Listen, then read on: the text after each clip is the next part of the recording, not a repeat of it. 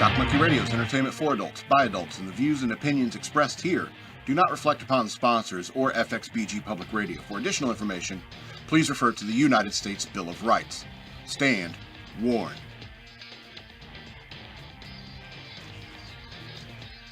It takes a tough man to admit when he's wrong. And I've been wrong. Been wrong many times in my life. And every man should be allowed to change his mind and should change his mind from time to time.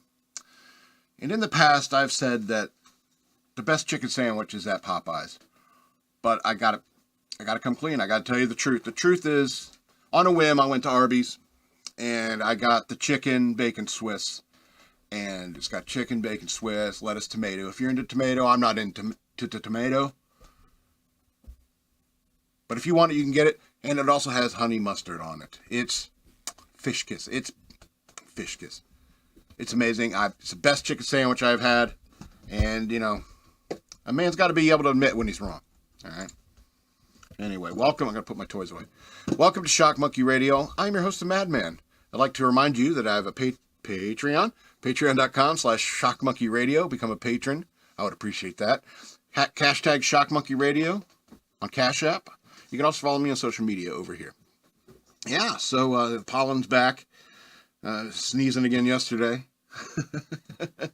And I was bragging about how now I'm immune. Now that I went through that 1 week where I was just totally knocked out by the pollen. Oh, I could deal with it for the rest of the year. I'm a liar. I'm a liar, and sometimes I'm wrong. Yeah. I was trying to get to sleep last night. Didn't drink.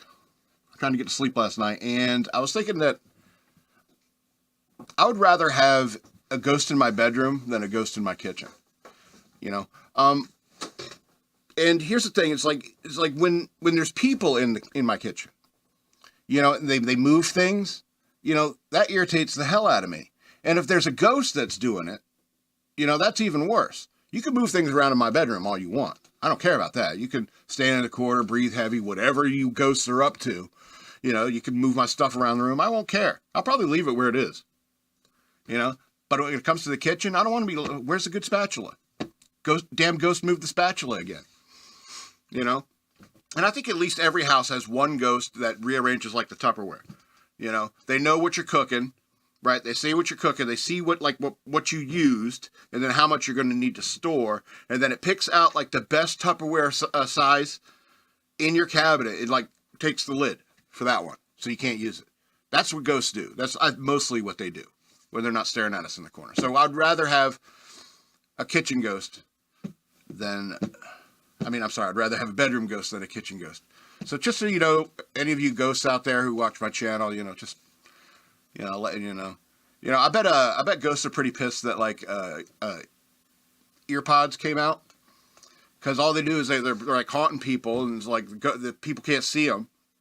And so at least back in a few years ago, people would have the TV on, and they could get audio. But now there's just like there's someone, a ghost is in there watching you watch a movie and can't hear any of the audio. It's like maybe the ghost has got to get really close up to your head so they could hear the audio of the movie you're watching. It's got to be super boring if it goes. You probably got to hate those earpods. Am I the only one that thinks about this stuff? Probably. You know, people say that this show, some people have told me that this show is over the common person's head. And I'm like, really? I mean, this is me at my dumbest. Right now. I don't know. That's not true. I can get really drunk if you want, but that's not fun. In fact, that's a way that you get people to quit drinking.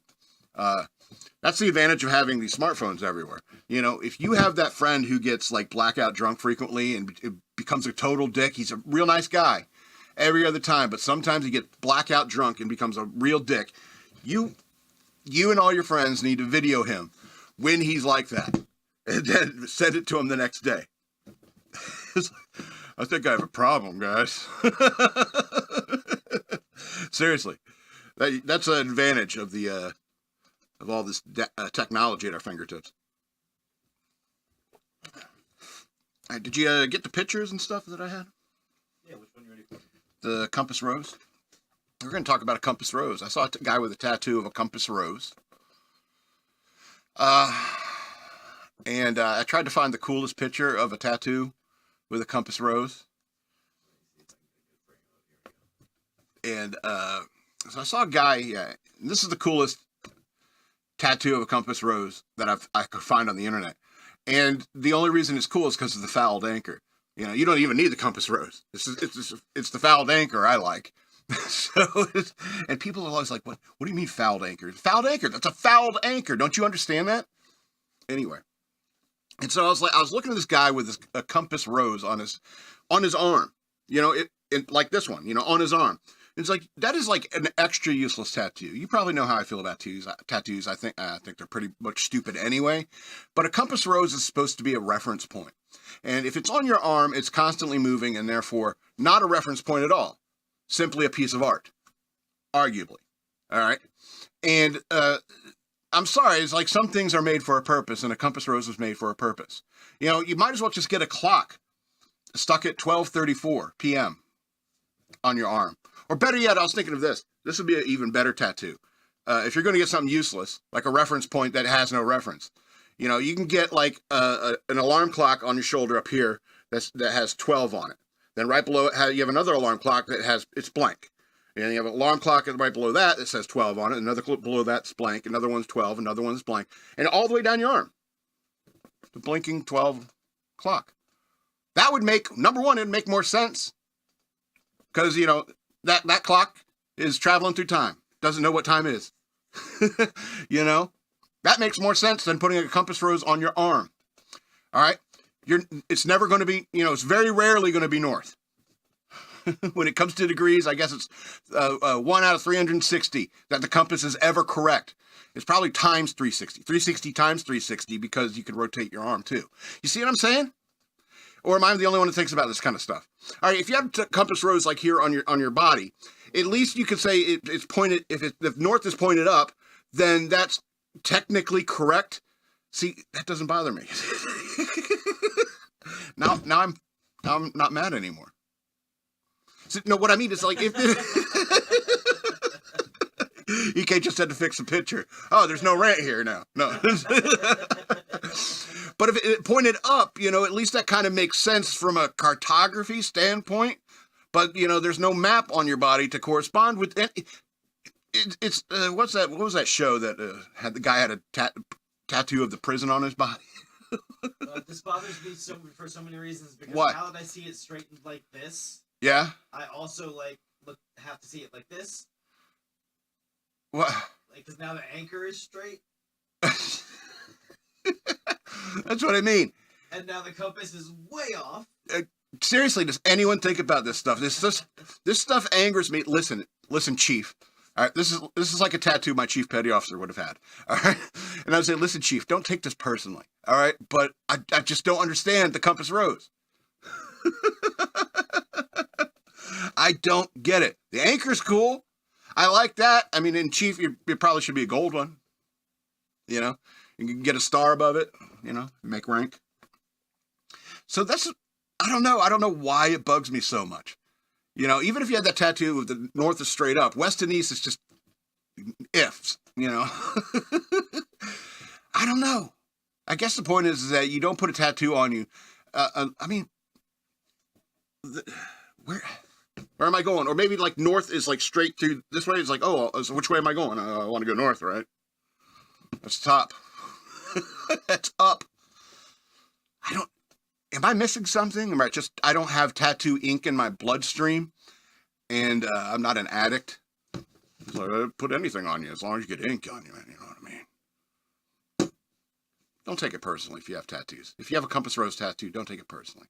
You know, a lot of people, you know, when I did the thing about the cats, there's a lot of people with things to say about cats. It's like, how can you not care about cats? And it's like, look, it's not like that. All right, if you want, I'll do a happy story about cats later at the show. Okay? Don't take it so personally. People are like, oh, I wear flip-flops. Am I not a man? It's like, dude, don't take it personally. You're not in the room when I'm insulting you. You know, that's what people think. If you're sitting there and you're wearing Crocs while watching one of my videos and I'm ranting about how men shouldn't wear Crocs, you're like, he's calling me out in front of the entire world. It's not like that. It's not like that. I'm just saying, if you're a man, you should know you shouldn't be wearing flip-flops. Anyway, enough talking about useless tattoos. All right. I think Ben Shapiro's sick. No show today. No show the last couple days. But the Sunday, the Ben Shapiro Sunday special automatically downloaded into my phone. And it was Ben Shapiro interviewing Robert F. Kennedy Jr. And I deleted that thing immediately. Immediately. Who wants to listen to 90 minutes of Ben Shapiro and RFK Jr. talking? No one. No one wants to listen to that. All right? Now, I'm going to try to keep politics out of this and just say that there has to be a certain aesthetic when it comes to being president in the United States. And, I mean, I just don't understand anybody who wants to listen to that guy talk. It's exhausting listening to that guy talk. Everything he says, you know, it just makes you feel tired because the way he talks, you know, it's exhausting to listen to. All right? It's annoying to listen to. You know what it is? I was thinking about this on the way over. It's like when back in the day, you'd be listening to one of your favorite CDs in the car, and it just starts skipping in the most favorite part of your song, and it's skipping over and over again. You pop it out. You try to take the dust thing. You had a friend who had a cleaner or something like that. You went and you put it in again. You tried cleaning it again. You tried again. You're blowing. You did a CD cleaner, optics cleaner inside your CD player. You put your CD in it again, you're driving along and start skipping in the favorite part of your song. You pop that disc out and you throw it out the window. All right? That's what RFK Jr. is, if you ask me. He's a skipping CD that we need to throw out the window. There's no way we should be listening to that in the car. All right? And so that's why I think it's ridiculous that he thinks he might ever be president. All right? Nobody wants to listen to that. You know, and it's not even like he's a speak softly and carry a big stick kind of Democrat, you know what I mean? He's not a stoic, you know, he's a guy with a lot to say. He may be a perfectly nice guy, I don't know. But, you know, you got to understand, it's like when I'm doing my show, you know, there are things that I watch, and it's like, these are things that I do that I find annoying. I'll criticize myself, oh, I touched my nose too much in the last episode, stuff like that. Guy really bother you that much? It's not. It's the way he talks. We keep politics out of it because he's crazy. All right, don't get me. Look awful and friendly in this picture. We look friendly? No, he looks like he's glaring at me. Actually, that makes him look accusatory. I respect the guy enough. I picked the coolest picture I could find of him. There's a lot of goofy looking pictures of that guy. I one with his shirt off and stuff like that. You know, no thanks, no thanks. But I mean. Do you really think that America could deal with that guy at press conferences for 4 years? You know, him talking to China.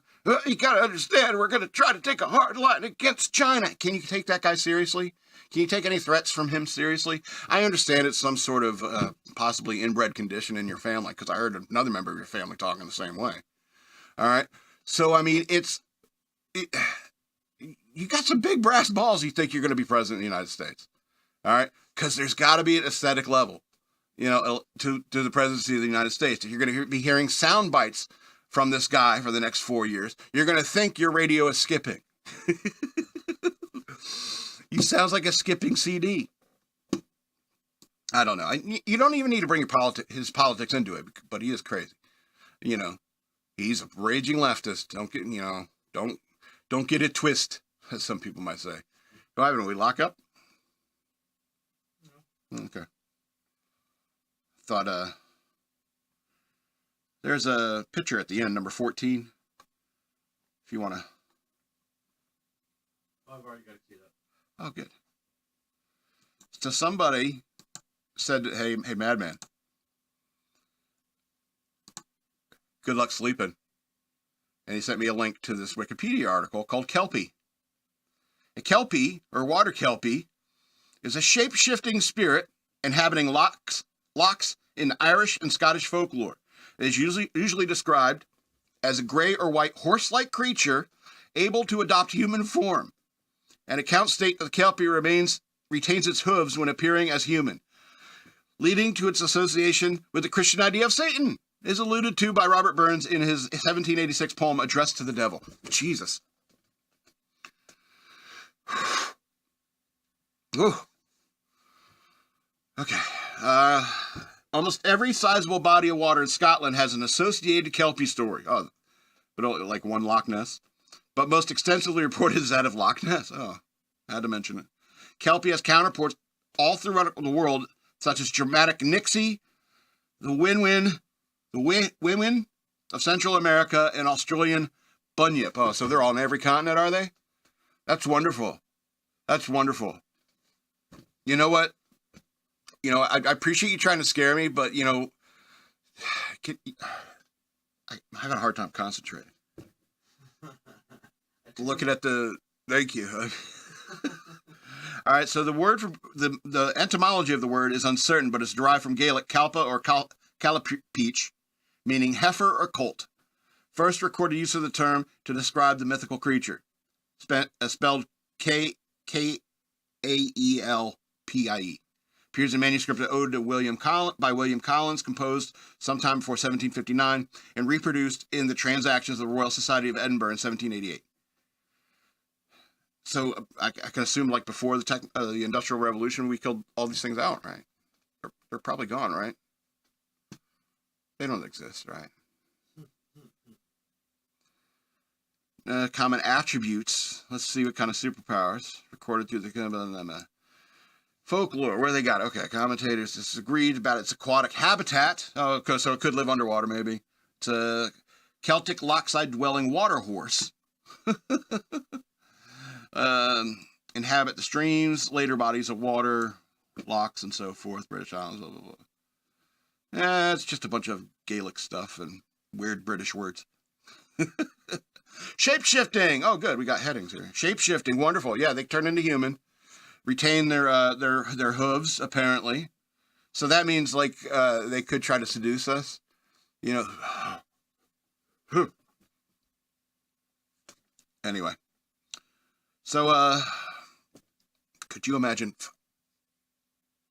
then finding out later? Oh, my lord. Oh. All right, you scared me.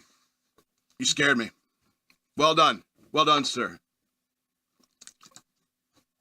All right. I'm going to talk about one more thing before we get into the news. And that's a movie. We're doing a movie review. I saw a movie called Cooties, 2014 movie called Cooties. And just from the, what's it called? The title alone and the title card. When the title card in the movie happened, I was like, ooh, like this, and then title card, and I was like, oh, I'm watching this movie. And what's wrong with that? It seems like a low quality pick. There were some licensing images, or licensing issues with that. Okay, that's a shame. But it's a pretty funny movie. I mean, if you like comedies about people killing kids, and I'll come back around to that. You know, it's what?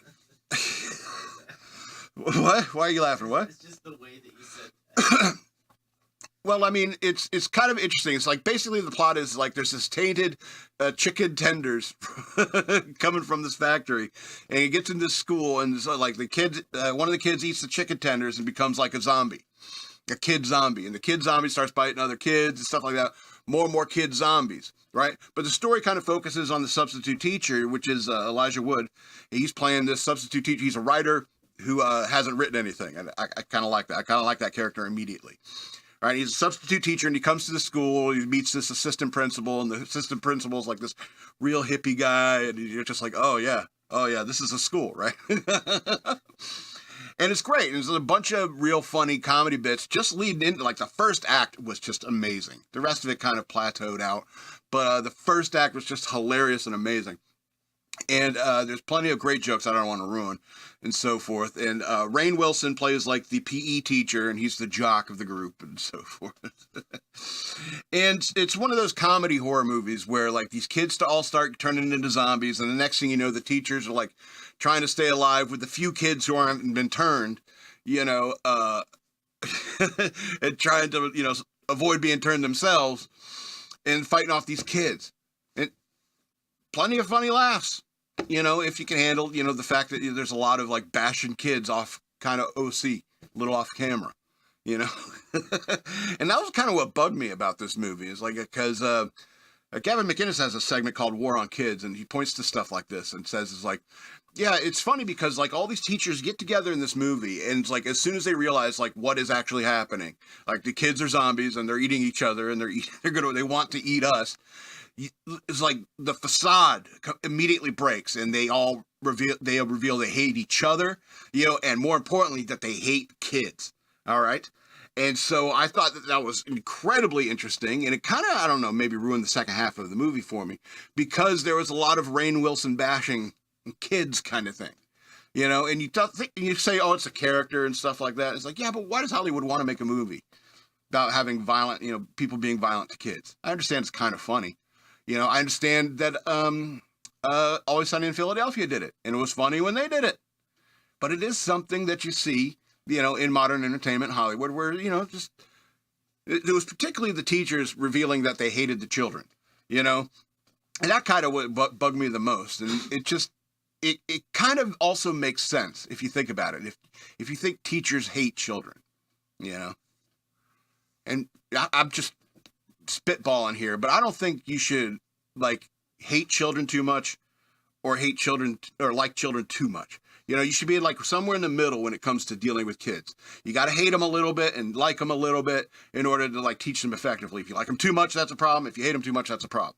All right. And I think there should be like some sort of psychological evaluation that people do instead of these teachers who have been teaching for years, who secretly harbor this deep resentment and hatred for children. And then finally the children become zombies and they're finally, oh, I can let loose. I hate these little snot-nosed brats, you know? And that kind of ruined it for me. That kind of ruined the movie for me. But it's not without its laughs. It had me really rolling there in the beginning. Cooties, 2014 movie. 7 of 13 stars. Don't not see it because of what I said. I mean, we talked about that other movie, Domestic Disturbance. Vince Vaughn's intimidating a kid. Goes back, you know, I mean, that stuff is scary. You know, vile. You know, children are the most innocent of us. We should, you know, protect them, you know, in and out of the womb. And so, yeah. Stop being mean to kids. It's getting the news worth knowing.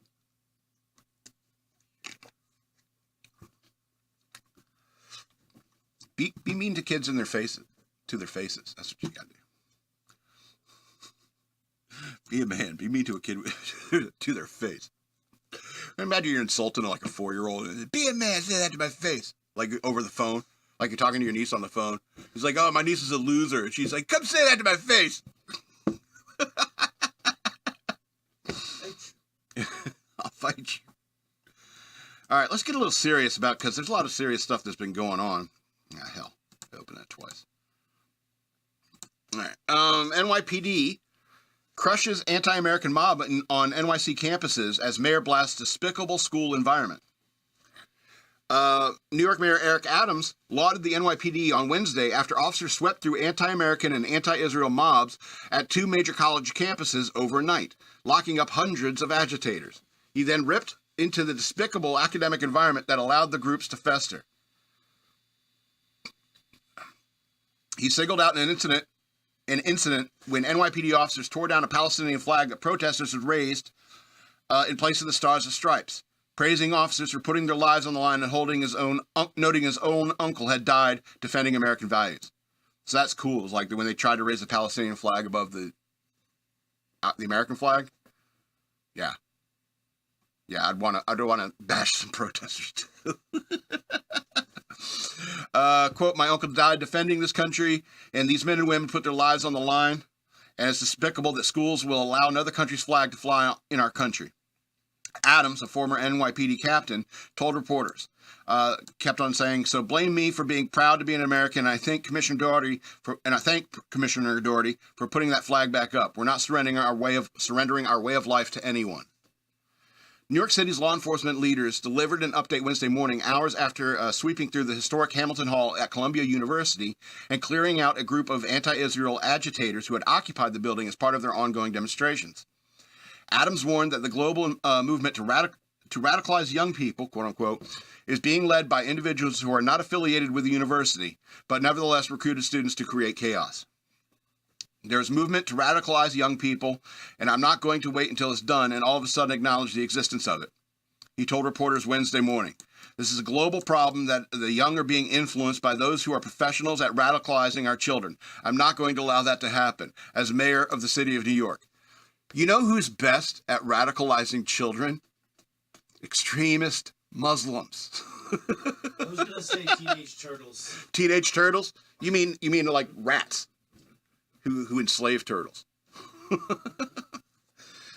All right, so police finally stormed the structure after school administrators repeatedly retreated from enforcing deadlines, demanding groups dismantle their campus encampment over the past 2 weeks. Columbia University officials finally threatened the group with the expulsion after the students smashed their way into Hamilton Hall and occupied the building.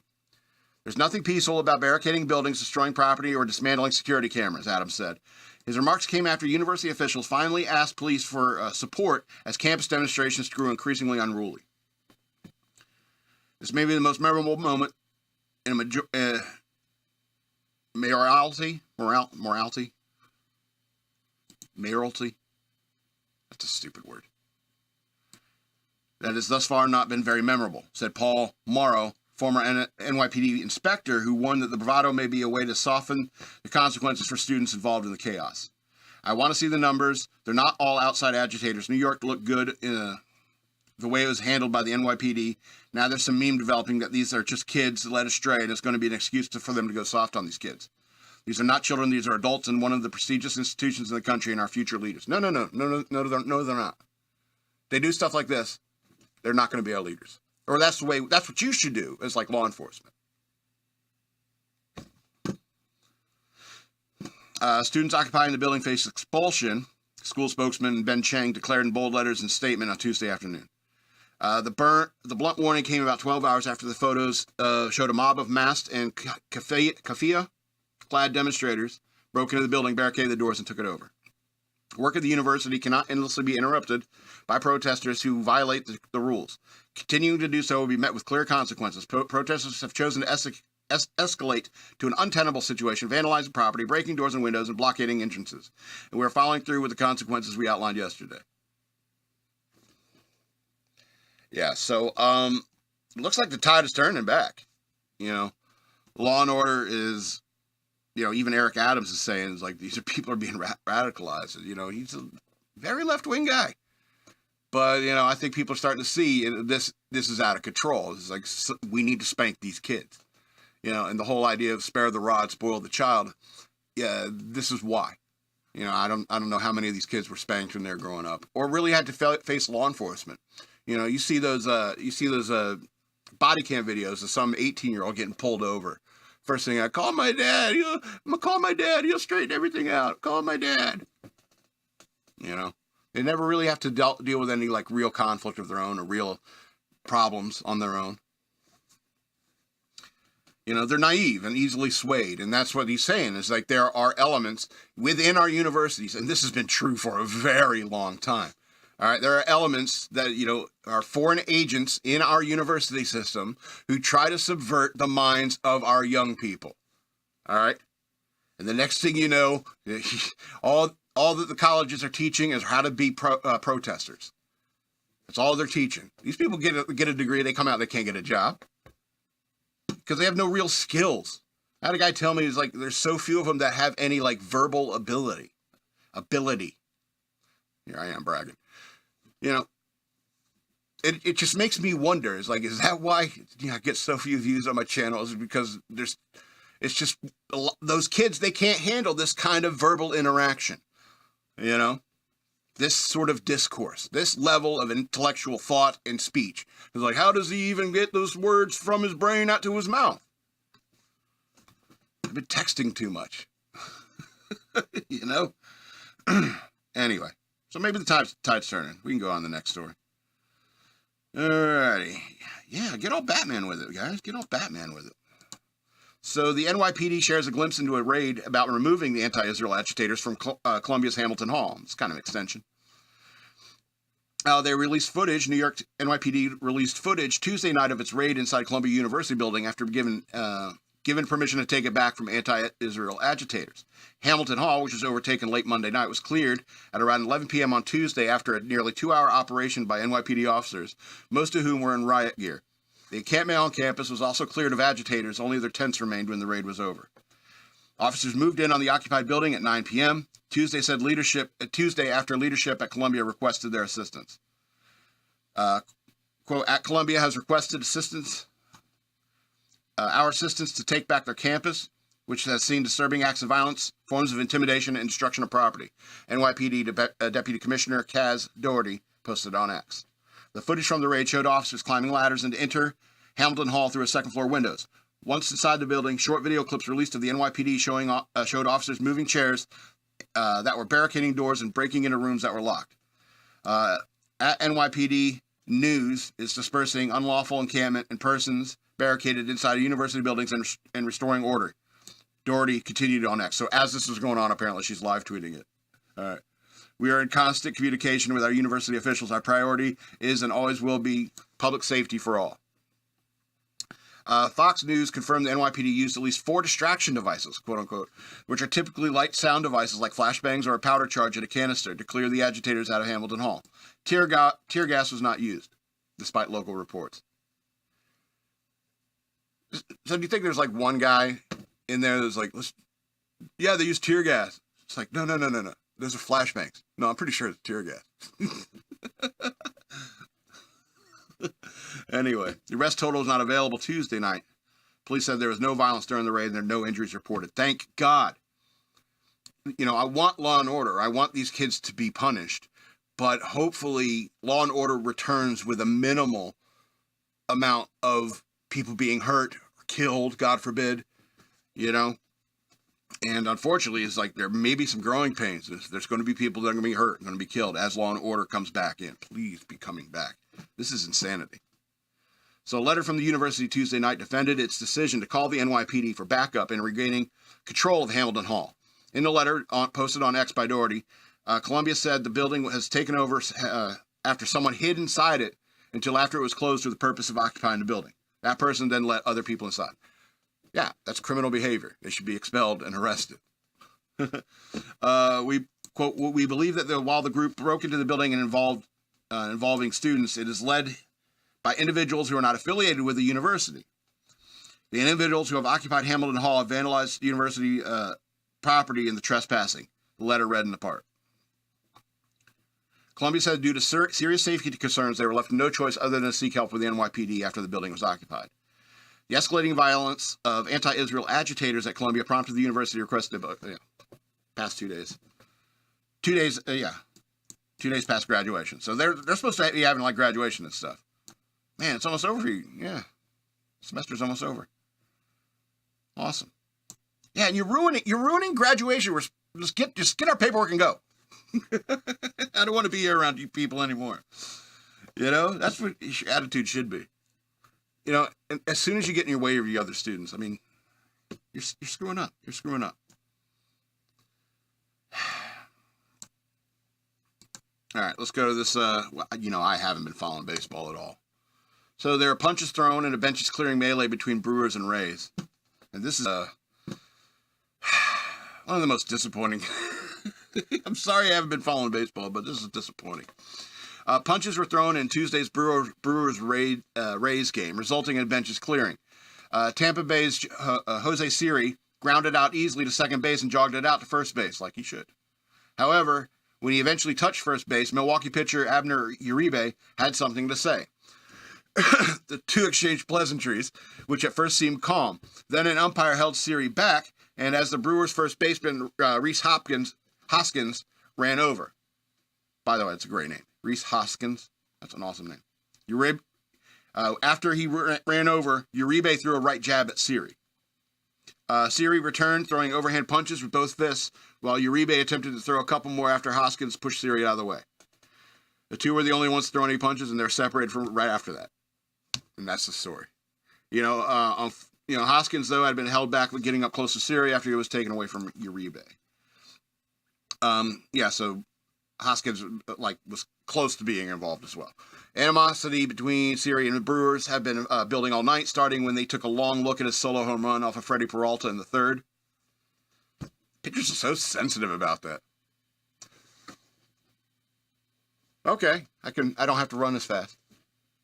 They get insulted. You flip your bat. He flipped his bat at me. I never got that stuff, you know. And so when Siri came up again in the sixth, Peralta drilled him at a 3-0 fastball. That's as intentional as it gets. Leading to an ejection for Peralta and Milwaukee manager Pat Murphy. The melee occurred at the top of the eighth inning with the home Brewers up 8-2, which eventually would be the final score. Siri's ground out was the only one Uribe would record on the night, as he and Siri are both promptly ejected. Homie Milner and Thiago Vieira were recorded the final 5 outs to preserve the victory. Milwaukee improved to a surprising 18-11 on the young season, and Tampa Bay dropped to 14-17. I haven't been following any of this, and it's even the fight is disappointing. You know, it's like I don't want to watch baseball. Yeah, I certainly don't want to watch it. I don't want to listen to it. You know, I don't know. It's just maybe one day when things are better, like baseball will be like available. Like for example, if there were like, I don't know if there may be something like this that exists. Like if the Nationals had a podcast channel and I could download the podcast and it's the entire game with all the commercials out and just the podcast commercials, a couple podcast commercials, and it's the entire game stitched together, I would love to listen to that. But no, I don't think I'm going to get that because, you know, these sports have become such, you know, money-making machines that they can't, you know.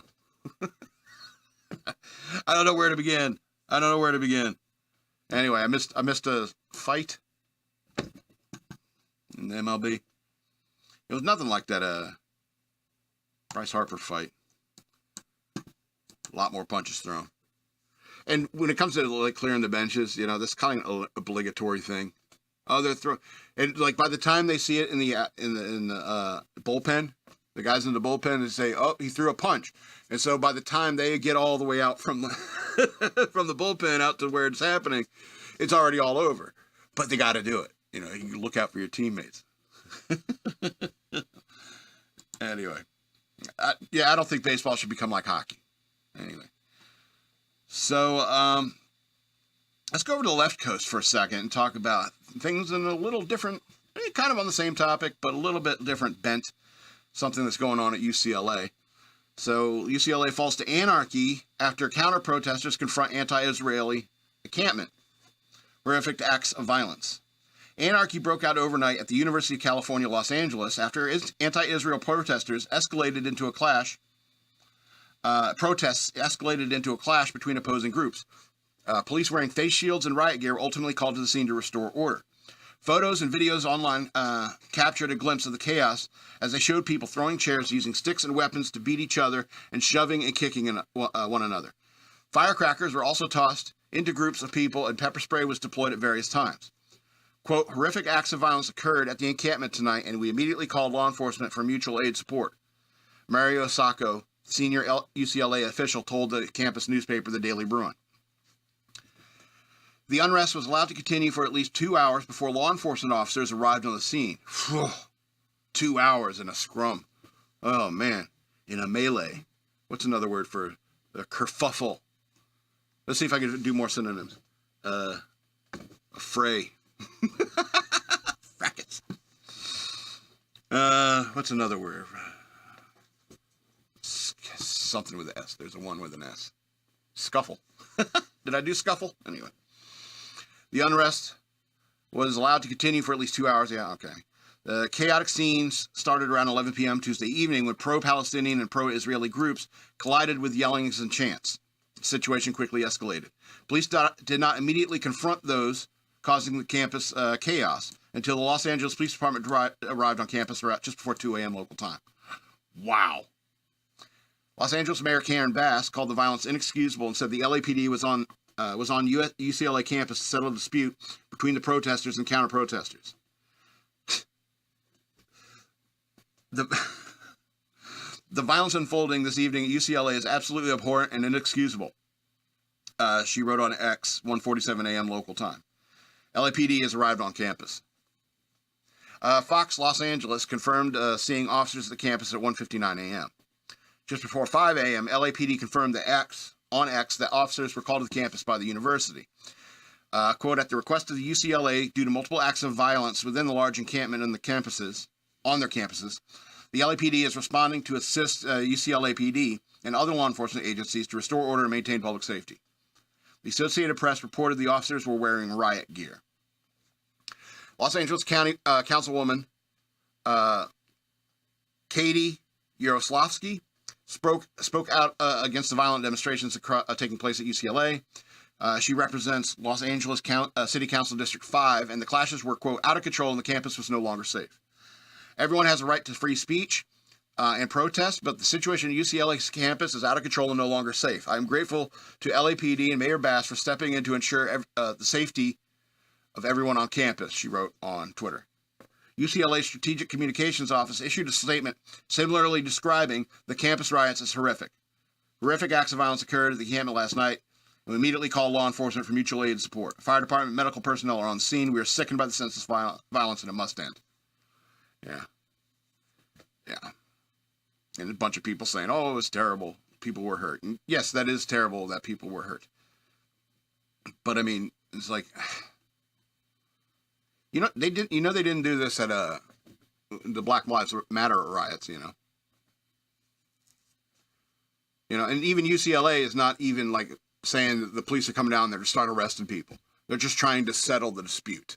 All right. Start arresting people. That'll settle the dispute, And even if you say publicly on Twitter or whatever like that we're starting to arrest people, say people who are, well, let's go down there. That's where everything's happening. Let's go down there. People will be like, oh, they're arresting people. No, let's not go. Maybe people are on Twitter that are nearby. They're like, maybe we should leave. They're going to start arresting people. That's how you solve this problem. And we're just sitting there talking about New York and how they had to handle things in order to get things under control. And like I said, there's going to be growing pains to restore law and order. People are getting hurt. I don't like that. And the problem is that you let it get to this point. You should have been as soon as any of this stuff, the smallest hint of this kind of stuff starts happening, you start arresting people. You start expelling students. Like I said, you don't need to shoot you don't need to shoot all the looters, just one, and they'll realize they should stop looting.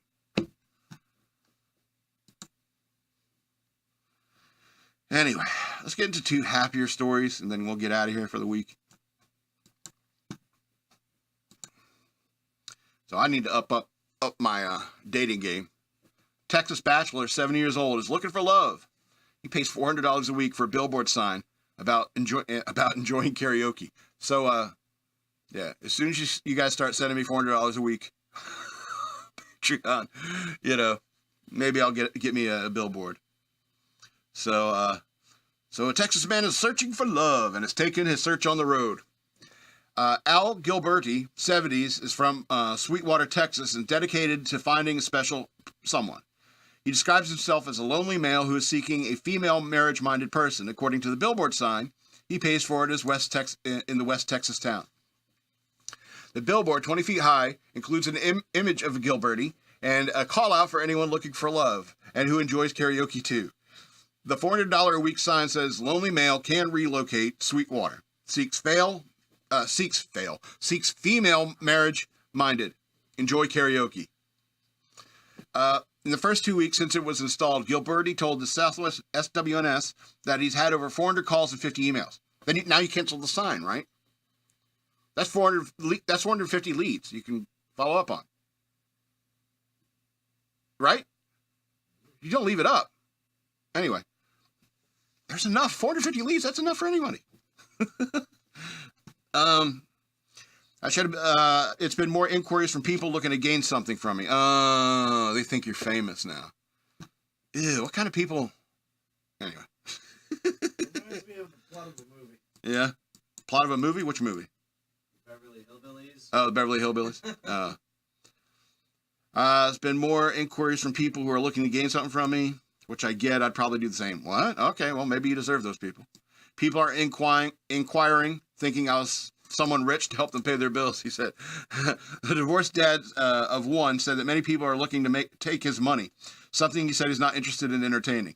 I suppose it's not that different from going on Bumble or Plenty of Fish or any of these dating sites.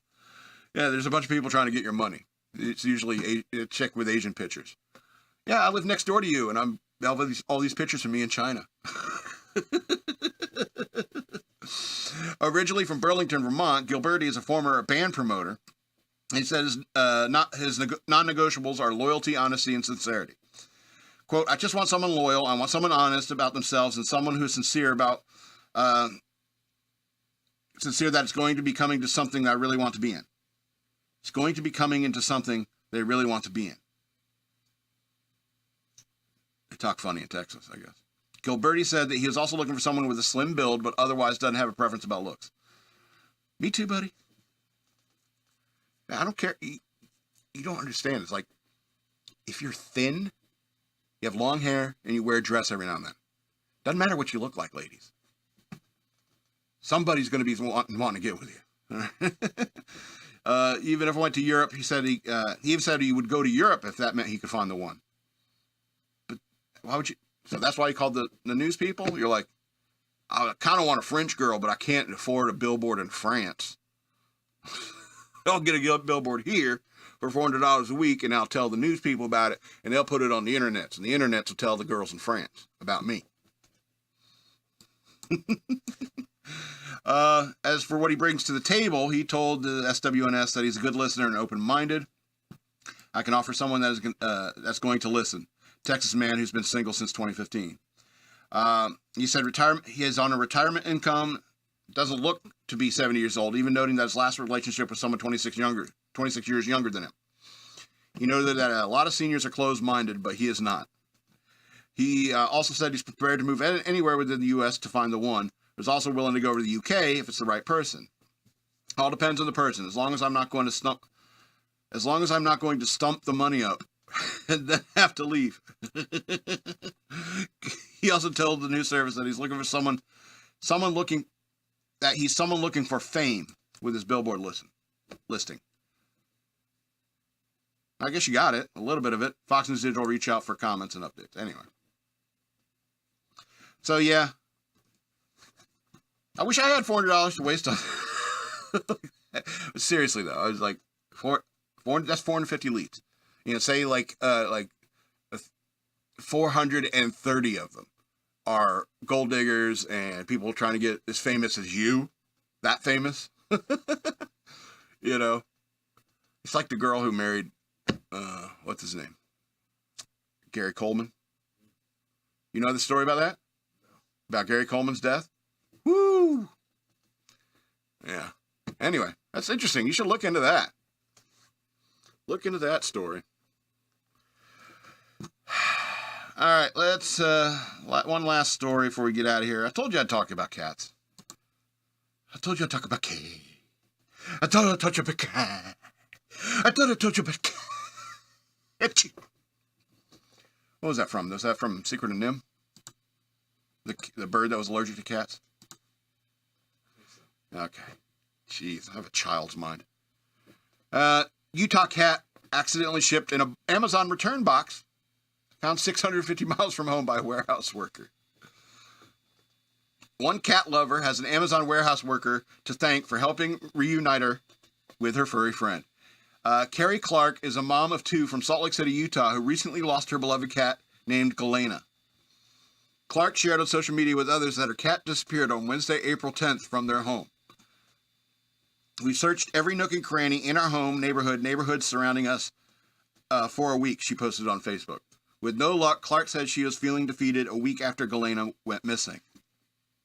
However, 7 days later, on April 17th, Clark was stunned to receive a phone call from a veterinarian in California who said she had lost her animal. She had her lost animal, sorry. Clark told Fox News Digital she didn't think she would ever see her again. I went into shock and I didn't believe the caller. You messing with me? You messing with me? To confirm Galena was actually her cat, Clark had to verify her phone number, address, and veterinarian she used for the pet care, which which was pulled from the cat's microchip. Clark said that she found out how Galena got to California in the first place. Galena had jumped into an Amazon return package that she actually accidentally shipped to a return center warehouse in California. Amazon night worker Brandy Hunter was notified by another warehouse worker that the animal had been found in a package. A live cat was literally the last thing they were expecting to see when they opened the box. Why? Why would you think it's the last thing you would see? In a cardboard box. All right? If you're at the Amazon Center and you open the box and a cat jumps out, you could say, well, that makes about 10% sense. Because I've seen cats inside cardboard boxes before. In fact, just as a general note, check your cardboard boxes before you ship them off, especially if you have cats. Cats will get in them. I don't know if you know anything about cats. They like boxes. So, I mean, if the cat's inside a box, that makes some amount of sense. It's not the last thing you would expect to see in there. You wouldn't expect to see, like, the Mediterranean Ocean in there. Like, oh, the whole damn Mediterranean Ocean's in here. So Hunter told Fox News Digital that she immediately took the animal to a vet where the microchip was found, and they pulled the information. Without the microchip of the kindness of Brandy Hunter, we never would have found her again. Clark and her husband, Matt Clark, hopped on a plane to California, where they went to get Galena and bring her home. Now listen, there's no reason both of you need to go to get a cat. What's that, like $2,000? You know how you go economy on this? Only send one of you to get a cat. Why? Do you even have a job? Do you even have a job? Because your boss says, like, yeah, my cat accidentally shipped, my cat accidentally shipped my wife. My wife accidentally shipped my cat to California, so we both got to get on a plane to go get the cat. My boss would say, why do both of you need to go? That makes no sense whatsoever. It's like Pete Buttigieg going on maternity leave or whatever. It's like, that doesn't make any sense, dude. Your body needs to recover? What? Galena's been my kitty for 6 years. She and I have had a very close bond. It felt incredible to be there for her in her time of need. Clark said the feline friend survived thanks to a side seam that split open in a box. In the vet, her blood work came back completely normal. We can't thank Brandy Hunter enough for rescuing our baby and all the kindness and love that she shares to everyone. As for how Galena got into the Amazon package to begin with, what? Clark told Fox News Digital that her husband ordered 6 pairs of try before you buy steel-toed work boots. 6 pairs? After keeping 1 pair, and they're steel-toed work boots. That means you probably work at like some heavy, like construction, or and you say to your boss, it's like, the cat's in California. We both need to go get the cat. You got to be the boss or something. And you're ordering 6 of them. You're probably going to give 5 to people you're working with or something, maybe. Giving it to your workers. Anyway, after keeping 1 of the pair and returning the other 5, he walked away. No, I was wrong. Grabbed tape and closed up the 3 foot by 3 foot by 3 foot box. She must have hopped inside it. Most likely she opened the flap and it came down behind her. What was the cat thinking as he's taping it up? Oh, this is going to be a game. This is going to be a game. Okay. Oh, this is going to be great. The cat's just waiting for... Oh, we're going somewhere. Oh, this is going to be great. When he opens it again, he's going to be great. She continued that Galena loves to hide, hunt, and play in boxes. This is a very large box. 3 foot by 3 foot. It's not very large. She said the box is already huge and heavy, and adding 10-pound cat didn't raise any red flags. Yeah, it probably weighed the same as it did with the 1 pair of boots he kept. It probably weighed the same. So the cat's part of our family. We're so grateful to have more time with her. You think they already had a little grave in the back? She's missing for like a week. Let's do a little grave for her in the back. Oh, we got to get rid of this before she comes home.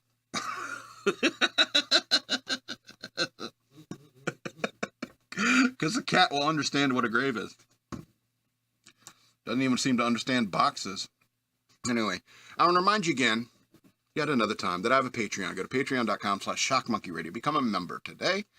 You can also send me money through Cash App. Use the hashtag shockmonkeyradio, all one word.